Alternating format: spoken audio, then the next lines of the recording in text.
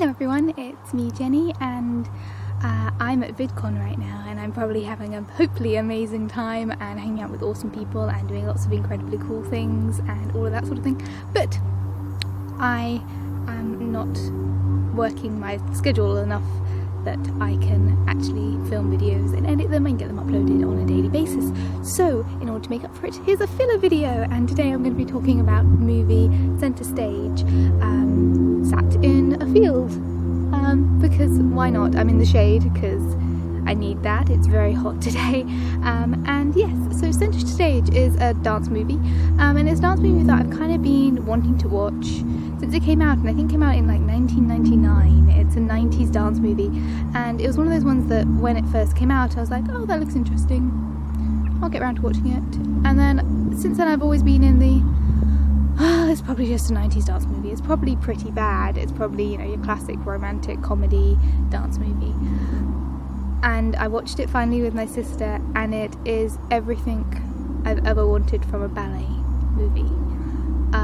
It highlights the immense amount of pressure that is put on ballet dancers, the physical trial, the psychological trial, the gender imbalance, particularly when it comes to a girl. If she says, I'm a dancer, people go, ooh, wow, that's really cool. If a boy says, I'm a dancer, particularly ballet, it is starting to even out in things like ballroom dancing due to shows like Strictly Come Dancing. But if a boy says, I'm a ballet dancer, that's not gender equal. It doesn't have the same reaction.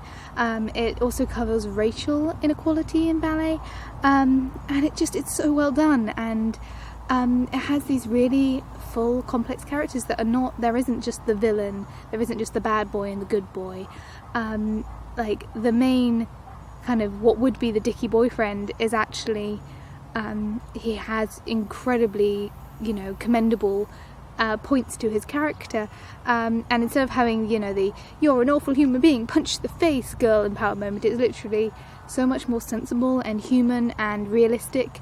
The, you know, evil guy who would be the villain, who's like the you know, bad teacher or the grumpy parent type character, instead of it being just he's bad, it's a no, he's a dick.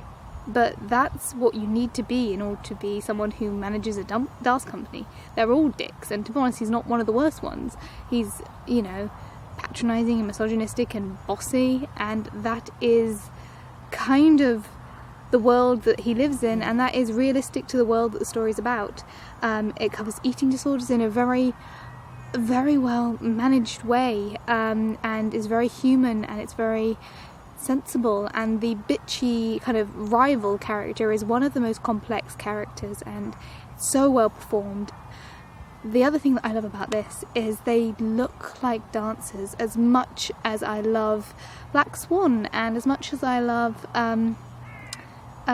Save the Last Dance. Julia Stiles and even Natalie Portman don't actually look like ballet dancers physically. Natalie Portman did an amazing job. She's petite and strong, and she, you know, worked her ass off to get where she is and to get to that physical place in order to perform, but she doesn't have the same build that these actresses have in Centre Stage. She doesn't have the ballerina look, which is not necessarily a classical beautiful look. It looks beautiful on stage, but it's straight down athleticism, and you know, Natalie Portman she works so hard for that role, and Julia Stiles works so hard for that role. But if you actually look at all of the background dancers and all of the main cast in this, particularly Zoe Saldana, before she became famous, she was a ballet dancer, and you can see it in her performance. She is absolutely stunning in this film, and all of the cast, they look like dancers, and you can see them performing as dancers. It's not the best acted thing, it's not the best written thing, but it's everything I wanted from a ballet movie, because it actually covers ballet and how painful it is and how much pressure it is, and it's not mocked, and it's not a lot of dance movies take ballet as kind of a subset, and it's to be mixed in with other things. It can't really be something on its own, and this is ballet on its own. Yes, they do mix in some free movement ballet, but it's 95% straight pure ballet, and the pressure and the pain and the success and the beauty of it with well-written characters, a well-developed plot and pretty well-directed. I think probably the only problem that I had with it is the final dance sequence is a little bit on the nose for plot points, but everything else is pretty done well. And also the main girl gets to actually have sex, which I know shouldn't be that exciting, but you know, it's something that I really like.